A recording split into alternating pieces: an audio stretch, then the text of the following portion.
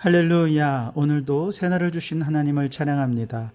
오늘도 말씀으로 시작하는 이 하루, 말씀 충만, 은혜 충만, 성령 충만하시기를 주님의 이름으로 축원합니다. 오늘은 사도행전 15장 1절에서 11절까지 말씀을 봉독해 드립니다. 하나님의 말씀을 경청하시기 바랍니다. 어떤 사람들이 유대로부터 내려와서 형제들을 가르치되 너희가 모세의 법대로 할례를 받지 아니하면 능히 구원을 받지 못하리라 하니, 바울 및 바나바와 그들 사이에 적지 아니한 다툼과 변론이 일어난지라. 형제들이 이 문제에 대하여 바울과 바나바와 및 그 중에 몇 사람을 예루살렘에 있는 사도와 장로들에게 보내기로 작정하니라. 그들이 교회의 전송을 받고 베니게와 사마리아로 다니며 이방인들이 주께 돌아온 일을 말하여 형제들을 다 크게 기쁘게 하더라.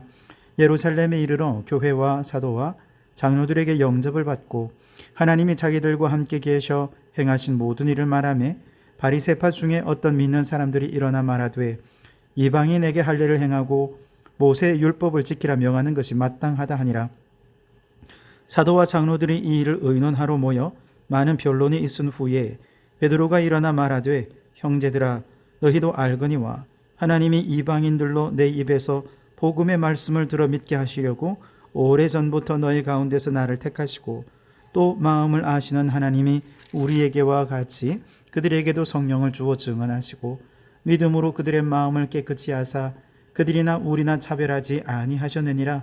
그런데 지금 너희가 어찌하여 하나님을 시험하여 우리 조상과 우리도 능히 매지 못하던 멍에를 제자들의 목에 두려느냐. 그러나 우리는 그들이 우리와 동일하게 주 예수의 은혜로 구원받는 줄을 믿노라 하니라. 아멘. 오늘도 이 말씀을 통해 우리에게 주신 하나님의 음성을 듣게 되길 바랍니다. 분수령이라는 말은요, 빗물이 이제 떨어져서 하늘에서 떨어져서 서로 다른 방향으로 흐르게 하는 산등성이라든지 그런 지형을 분수령이라고 합니다. 예를 들어 태백산맥의 경우는 동해로 흐르는 물과 서해로 흐르는 물을 가르는 아주 대표적인 분수령이죠. 자, 그런데 이것이 이제 우리 인생에 적용이 되면 의미가 더 확대가 됐죠. 어떤 사건 이후에 일어나는 일들에 큰 영향을 끼쳐서 이전과 이후가 전혀 다른 방향으로 전개될 때 인생의 분수령이다, 이런 표현을 쓰게 됐죠. 사도행전 전체를 놓고 보았을 때 이후의 사건에 큰 영향을 끼치게 되는 사도행전의 분수령이 되기도 하고, 또 더 나아가서 복음 선교 역사 전체에서 분수령이 되어주는 아주 중요한 장이 있는데, 오늘 우리가 읽은 사도행전 15장이 바로 그것입니다. 사도행전 15장에서 이루어진 결정은 이후 기독교 선교 복음 역사에 아주 결정적인 영향을 끼치게 됩니다. 도대체 어떤 내용이길래 사도행전 15장이 기독교 역사의 분수령이 되었다 말할 수 있을까요? 내용으로 좀 들어가 보겠습니다. 우선 바울 선교단 일행이 1차 선교 여행을 마치고 안디옥 교회로 돌아오죠. 온몸이 상처투성이가 되어 돌아와서 선교 보고를 하는 바울과 바나바의 모습을 본 성도들은 아마도 정말 눈물바다가 되었을 것입니다. 하나님이 그 가운데서도 행하신 일들에 모두가 감동했을 것입니다. 자, 그렇게 다시 고향 교회로 돌아와서 오랜만에 쉼을 누리고 있던 그때 한 가지 문제가 발생합니다. 오늘 1절에 보시면 어떤 사람들이 유대로부터 내려와서 형제들을 가르치되 너희가 모세의 법대로 할례를 받지 아니하면 능히 구원을 받지 못하리라 하니 그랬습니다. 자, 어떤 사람들이 유대로부터 내려왔다 그랬는데 이 어떤 사람들이 누구냐? 5절에 보시면 바리새파 중에 어떤 믿는 사람들이 일어나 말하되 이방인에게 할례를 행하고 모세의 율법을 지키라 명하는 것이 마땅하다 하니라. 바로 이 생각을 가진 사람들이 지금 안디옥 교회로 내려왔다는 것이죠. 이들은 바리새파로서 누구보다 경건하게 유대교를 믿던 사람들이었는데 그들이 예수님을 믿고 구원을 받은 것이죠. 이들이 유대로부터 안디옥으로 내려왔다 그랬는데 이는 예루살렘에서 안디옥으로 내려왔다는 뜻이죠. 지리적으로 보면 안디옥이 사실 예루살렘보다 더 북쪽이죠. 그래서 원래는 안디옥으로 올라갔다 그래야 되는데 예루살렘에서 안디옥으로 내려왔다는 것은 예루살렘 교회가 모교회이기도 하고 사도들과 장로들이 모여 있는 곳이기도 하고, 그러다 보니 영적인 자부심과 권위의식도 그곳에 있고 그들이 중심이라고 여긴 그런 생각들이 반영된 것이죠. 우리도 서울에 이제 아무리 북쪽에 있어도 서울에 올라간다 이런 표현을 쓰지 않습니까? 그만큼 서울이 중심이기 때문에 그렇습니다. 예루살렘으로는 올라가는 것이고 다른 모든 지역은 예루살렘에서 내려가는 거죠. 자, 이러한 자부심과 권위의식을 가진 예루살렘의 유대교적 기독교인들은, 즉 바리새적 기독교인들은 선교의 초창기에는 사실 이방인 기독교인들이 이렇게 많지 않았기 때문에 별로 큰 문제는 없었습니다. 그런데 이방인 기독교인들이 자꾸 많아집니다. 안디옥 교회까지 생깁니다. 바울과 바나가 이제 선교까지 나가서 더 많은 사람들이 구원을 받게 되면서 이제 심각한 한 가지 문제의식을 갖게 되는데, 그건 뭐냐? 이방인 기독교인들은 아무도 할례를 받지 않고 아무도 율법을 따르지 않는구나 라고 하는 것에 대한 것입니다. 그들이 생각할 때 하나님의 백성은 아브라함 때부터 지금까지 다 할례를 받아왔거든요. 창세기 17장에 보면 할례를 거부하는 자는 아브라함의 언약에서 잘려나가 저주를 받을 것이다, 그렇게 알고 있습니다. 배워왔고 그렇게 생활해 왔어요. 예수님도 할례가 필요 없다고 가르친 적이 없고 심지어 예수님도 할례를 받았잖아요.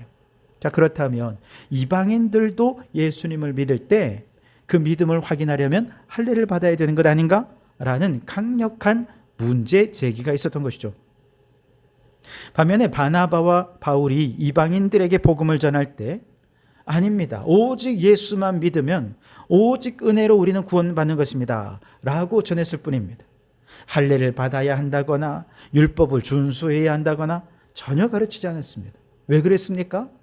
고넬료 가정, 이방인 가정의 말씀을 전할 때 오직 믿음으로 성령이 그들 가운데 강림하는 것을 경험했기 때문이죠. 그리고 지금 그들이 가르치고 또 양육해온 안디옥 교회 성도들도요, 단 한 번도 이방인 신자들에게 구원의 조건으로 할례를 요구한 바가 없습니다.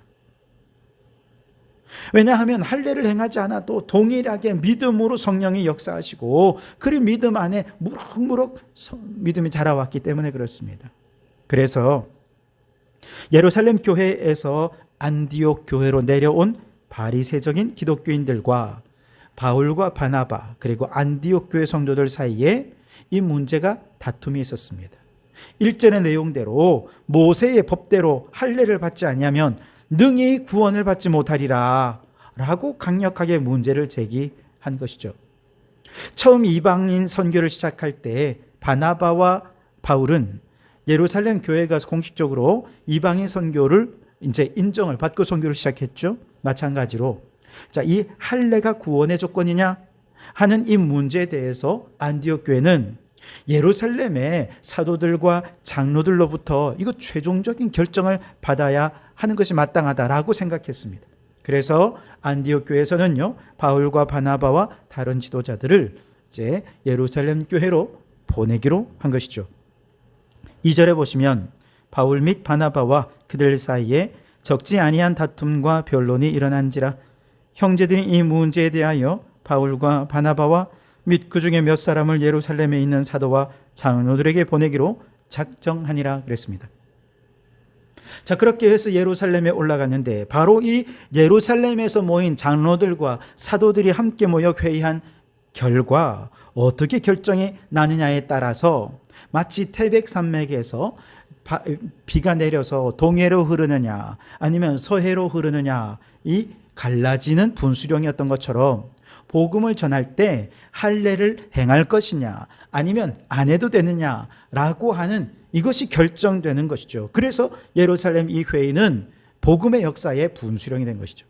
만약에 할례를 행해야 한다라고 결정이 난다면 지금까지 복음을 듣고 예수님을 믿었던 사람들은 다 가짜 신앙입니다. 가짜 구원이 됩니다. 그들에게 베풀어진 세례는 다 무효가 되는 것이죠. 반면에 이 예루살렘 회의에서 할례를 하지 않아도 된다 그렇게 결정이 난다면 이제 이방인 선교는 날개를 달게 될 것입니다. 율법을 통해 구원받느냐 오직 믿음 오직 은혜로 구원받느냐 이것이 예루살렘 회의에서 어떻게 결정이 나느냐 하는 것이 너무너무 중요했기 때문에 사도행전 15장은 구원 역사의 분수령과도 같은 중요한 장이 된 것이죠. 자, 그렇다면 여기서 또 한 가지 궁금해집니다. 사도들이나 장로들도 사람들이잖아요. 근데 어떻게 사람들이 토론하고 논쟁에서 얻은 결론을 성령이 행하신 일이다, 혹은 이것이 구원의 길이다, 이렇게 결정할 수 있는 것입니까? 그래서 이단들은요, 공의의 자체를 부정합니다. 인간의 정치적인 계산이 그 속에 개입될 수도 있고, 인간적인 생각으로 타협할 수도 있고, 인간적인 탐욕이 개입될 수도 있고, 그러니 저런 공의회는 인간의 결정일 뿐이다, 여기에는 성령의 역사는 없다라고 말하는 것이죠. 무시하는 것입니다. 그러나 여러분, 오늘 15장 28절에 보시면 성령과 우리는 이 요긴한 것들 외에는 아무 짐도 너희에게 지우지 아니하는 것이 옳은 줄 알았노니 그랬습니다.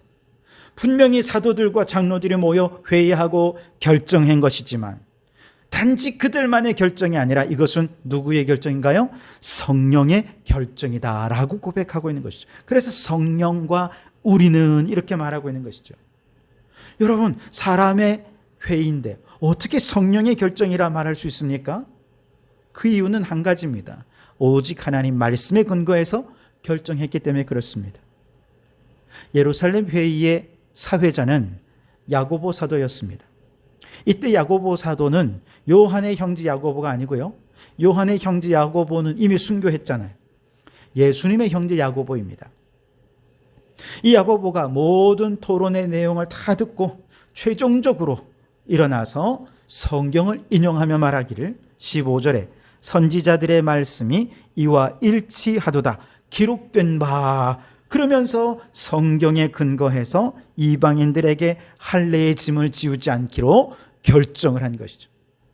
자, 토론의 과정에서 성경에 대해서 어떤 사람은 바리새적인 해석을 따라 주장하는 사람도 있고요, 어떤 사람은 복음적인 해석을 따라 주장하는 사람도 있었을 것입니다. 그러나 그 모든 토론의 과정에서 결국 성령님께서 모든 참가자들의 마음에 일치하는 성경의 해석에 동의하게 하셨고, 저들이 모두 자신들의 주장을 버리고 성경의 권위 앞에 무릎을 꿇고 순종하게 되자 이것이야말로 성령의 결정이다라고 고백하지 않을 수 없었던 것이죠. 그렇습니다, 여러분. 사람이 일하는 것 같지만 그 사람들이 하나님의 말씀 앞에 무릎을 꿇는다면 성령님께서 그 말씀에 대한 올바른 이해의 문을 열어주시고 그 말씀 앞에 온 사람들이 아멘 하게 될 때 그 결정은 더 이상 사람의 결정이 아니라 성령님의 결정이 되는 줄 믿습니다. 오늘 우리 교회도 사람이 모여 의논하고 결정하고 일하는 것 같지만 만약에 우리가 성경에 근거해서 모든 일을 결정하고 실행할 수 있다면 우리 교회도 성령이 이끄시는 교회가 될 줄 믿습니다. 수많은 토론과 주장이 난무하더라도 하나님의 말씀입니다 라고 하는 이 한마디에 그 말씀 앞에 아멘 하고 그 권위에 순종할 수 있다면 우리 교회가 결정하는 모든 것은 하나님의 뜻을 이루는 결정이 될 줄 믿습니다. 그렇기 때문에 세상 모든 권위가 다 무너져도 하나님의 말씀의 권위마저 무너져서는 안 되겠습니다. 적어도 교회 안에서는 하나님의 말씀이 권위가 있고 하나님의 말씀의 권위 앞에 우리의 모든 의논과 주장을 멈추고 순종하는 교회가 될 수 있다면 우리 교회는 성령 충만한 교회요, 성령께서 이끄시는 교회가 될 것입니다. 이렇게 성령께서 이끄시는 대로 말씀 앞에 저들의 주장을 멈추고 모두가 동의한 결과 결국 이방인 선교의 걸림돌이 제거가 되고 이방인 선교의 날개를 달게 됩니다. 그리고 그 이후에 성령의 능력으로 초대교회는 부흥할 수 있게 된 것입니다. 여러분, 오늘 우리 교회가 행하는 모든 일이 주의 말씀과 일치하는 것이 되기를 바랍니다. 그래서 성령님이 이끄시는 교회, 성령의 능력으로 부흥하는 교회가 될 수 있게 되기를 주님의 이름으로 축원합니다. 기도하겠습니다. 하나님, 오늘도 주의 말씀과 기도로 하루를 시작하게 하시니 감사합니다. 이 아침 주신 말씀이 이 하루 살아가는 삶의 기준이요 원칙이 되게 하옵소서. 주님, 우리 교회 안에도 서로 다른 생각으로 다른 주장들이 부딪힐 수 있을 것입니다. 그럴 때마다 하나님의 말씀이 기준이 되고 원칙이 되게 하옵소서. 하나님의 말씀에서 답을 찾고 말씀을 깨닫게 하시고 그 뜻을 열어주시는 성령님의 도우심을 따라 하나님 말씀의 권위 앞에 모든 주장들이 멈추게 하시고 말씀 앞에 순종함으로 성령이 이끄시는 교회, 성령의 능력으로 부흥하는 교회가 되게 하옵소서. 예수님 이름으로 기도하옵나이다. 아멘.